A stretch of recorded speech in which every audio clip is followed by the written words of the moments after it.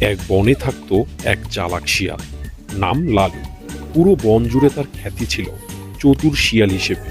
কারো খাবার চুরি করতে, কারো ফাঁদে ফেলে নিজে পালিয়ে যেতে, এসবই তার নিত্যদিনের কাজ। একদিন রাতে বনের ভিতর দিয়ে হাঁটছিল লালু, পেট খালি তাই মন খারাপ। হঠাৎ দূর থেকে একটা পুরনো বাড়ি দেখতে পেল।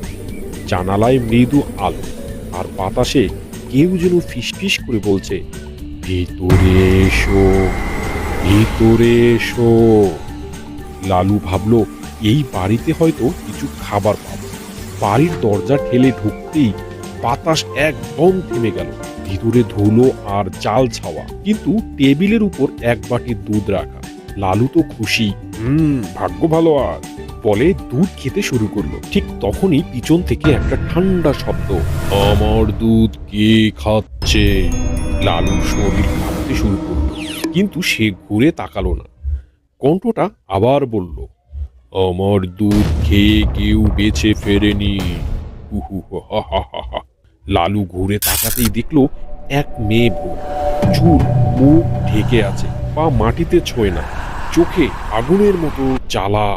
সে বলল, আমি এই বাড়ির মালকিন, তুমি আমার দুধ খেয়েছো, এখন তুমি আমারই হবে। হা হা হা হা।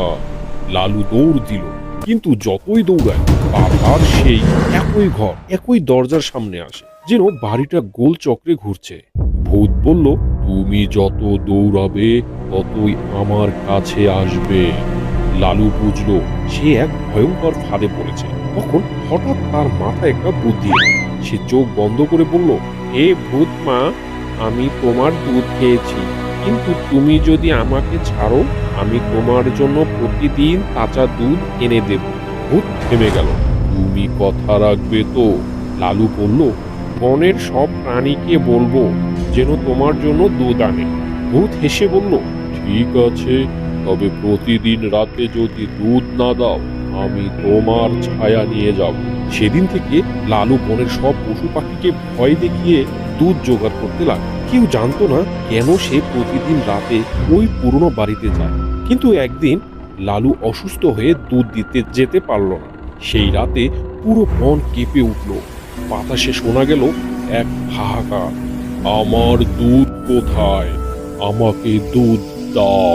পরদিন সকালে সবাই দেখল লালুর ছায়া নেই। সে হাঁটে, খায়, হাসে, কিন্তু তার কোনো ছায়া মাটিতে পড়ে না। বনের সবাই তখন থেকে বলে, যে ভূতের প্রতিশ্রুতি ভাঙে সে আর কখনোই সূর্যের আলোয় ছায়া ফেলে না।